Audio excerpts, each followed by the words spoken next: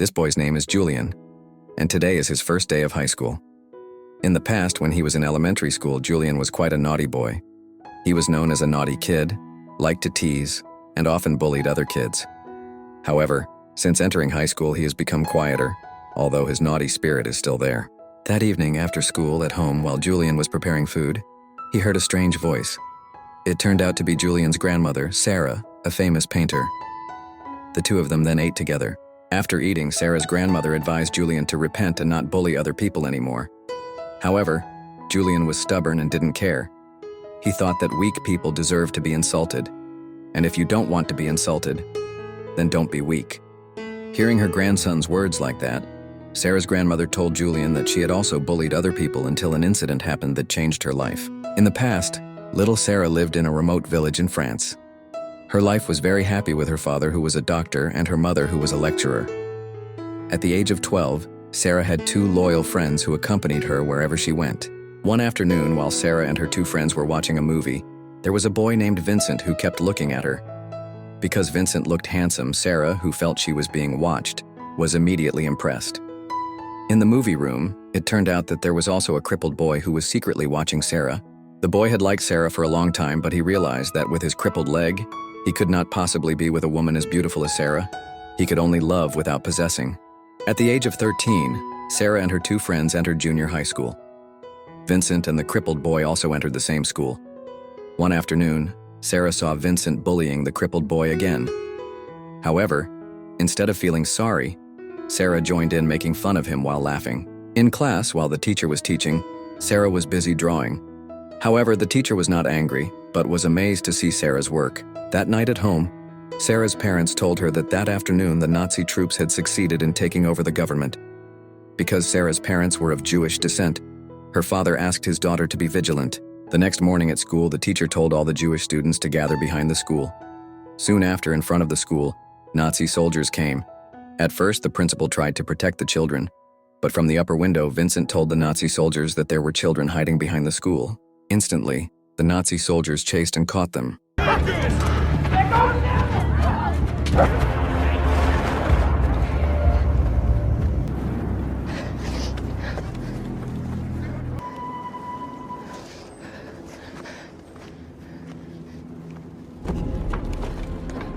Your parents, everybody in, please. Luckily, Sarah managed to escape in that incident. While looking for a hiding place, Sarah met a crippled boy. The boy invited Sarah to hide in the barn of her house. In the barn, Sarah felt that the boy's face seemed familiar. The boy explained that they had actually been classmates since elementary school, even sitting on the same bench. It was only natural that a popular kid like Sarah would not remember him. When Sarah asked what his name was, the boy replied, "My name is Julian." Hearing Grandma's story, Julian was shocked.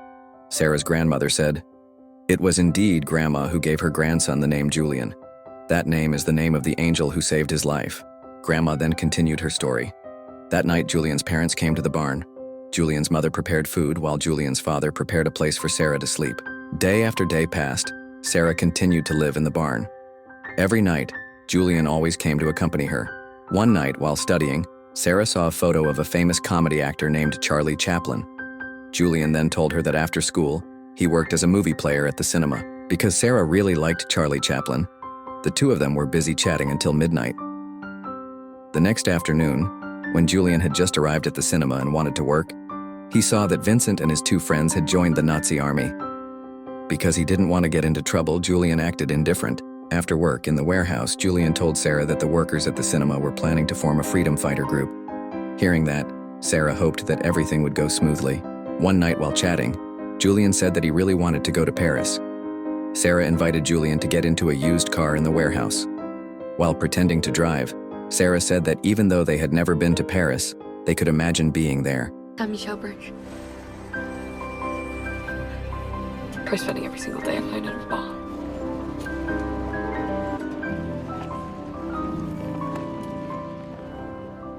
Since that night, every day the two of them always imagined together and went to various places. Oh, they're beautiful.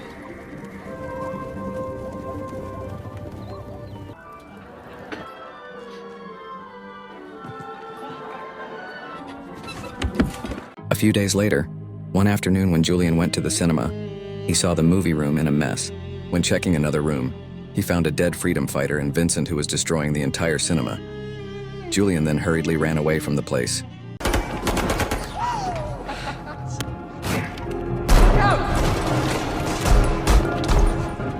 Luckily, Julian managed to escape from the cinema. That night, while crying, he told Sarah about the incident. Sarah tried to calm him down. Months passed, and it had been a year since Sarah had lived in the warehouse. One afternoon, Julian secretly sneaked into the cinema and took the movie player. That night, he invited Sarah to watch a movie together. Seeing Julian's sacrifice to make her happy, Sarah began to fall in love with Julian. So beautiful.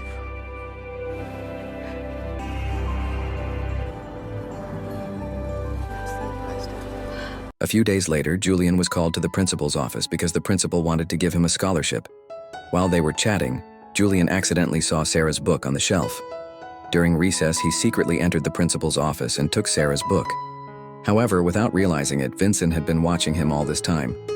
That night, seeing her favorite book, Sarah was so happy that she hugged Julian. In the midst of her happiness, suddenly there was a voice in front of the warehouse.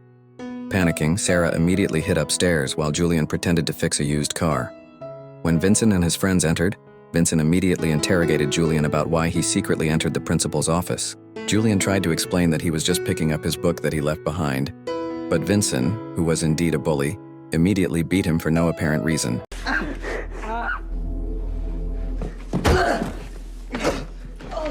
In the hiding place, Sarah was almost caught by Vincent and his friends.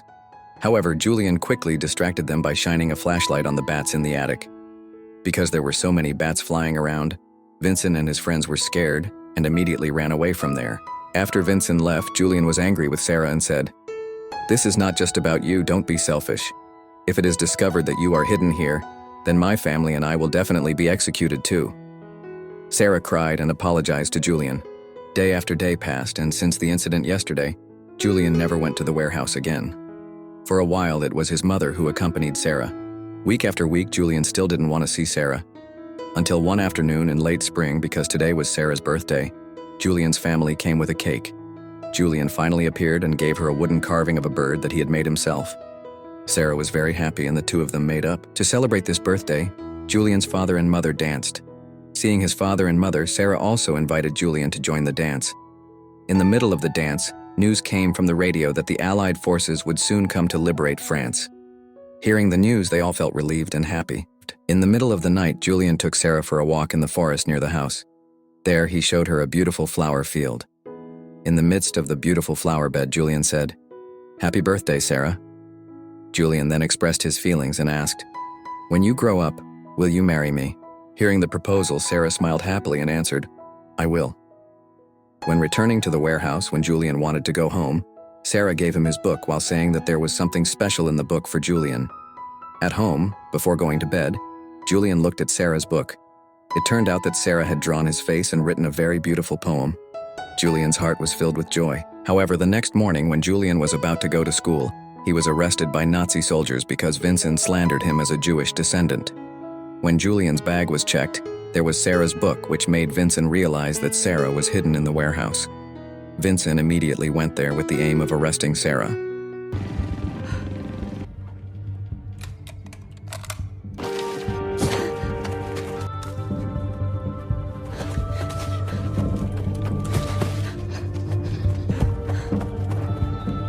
Sarah managed to escape and headed to Julian's house. However, because Julian's father and mother were away, Sarah entered through the back door.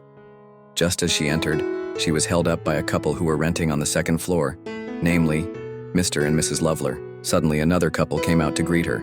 It turned out that Mr. and Mrs. Lovler also helped hide people who were in danger. That day, they planned to escape from France and invited Sarah to come along. However, Sarah refused and chose to stay at home to wait for Julian's parents. Meanwhile, after receiving news of Julian's capture, Julian's father and mother went to the Nazi army post.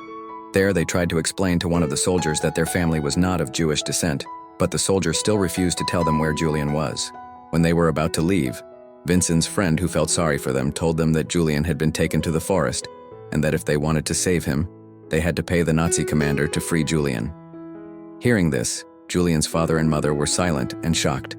At home, when his mother returned, Sarah hurriedly took her to meet Mr. and Mrs. Loveler. After telling them what had happened, without asking many questions, Mrs. Loveler gave all her savings to her mother and said, "Bring your son home." Mother was grateful for Mrs. Loveler's kindness. Then, Mr. Loveler took her mother to meet the Nazi commander. When they arrived, unfortunately, they were too late. The commander said that Julian and the other prisoners had been taken into the forest to be executed. Mother felt very sad and disappointed because she could not save her son. Run! How far? Just